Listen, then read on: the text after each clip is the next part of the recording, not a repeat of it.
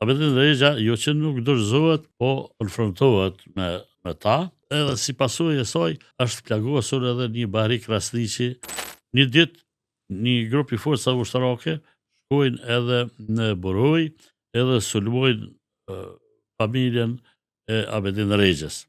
Abedin Rexha jo që nuk dorëzohet, po konfrontohet me ta, edhe si pasojë e saj është plagosur edhe një Bahri Krasniqi, 11 vjeçar, domethënë ka plumbat atë betejë në lagjën e Krasniqëve të Brojës. Për çfarë viti u folën 97-ën, Po, kjo ka qenë vëllim të 97-s para daljes së UÇK-s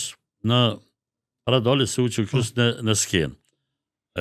Unë kam arritë të shkoj në vendin e ngjarjes të marr informacionet dhe të nesërmen, herët në mëngjes, Adem Jashari edhe grupa e tij janë shku dhe janë pozicionuar në pyll në qafmolin mes Rezallës së Re dhe Rakenicës, sepse e kanë ditë që forcat ushtarake dhe policore serbe do ta sulmojnë lagjën Binokaj.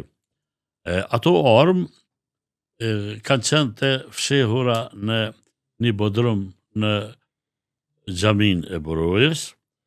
Për këtë më ka tregu Abdul Krasniqi, e armë nga Shqipëria, asë kohë i kishin sjell Hashim Thaçi dhe Kadri Veseli.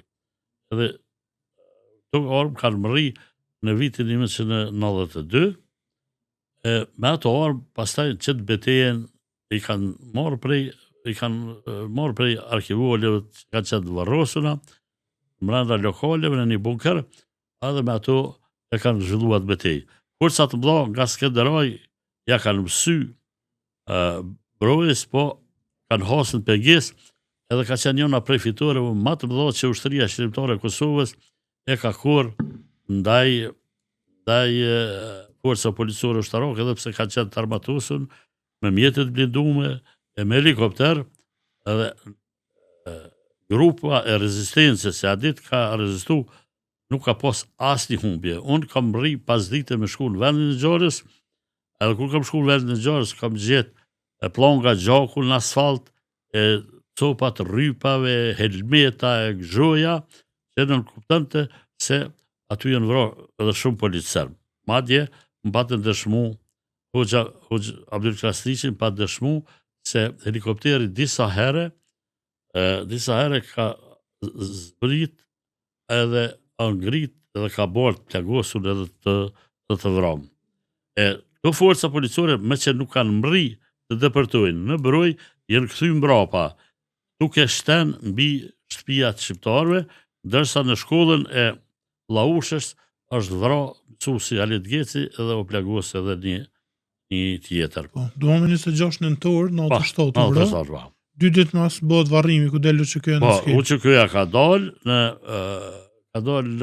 në skenë dhe pas daljes në skenë, do të thonë u dëshmu se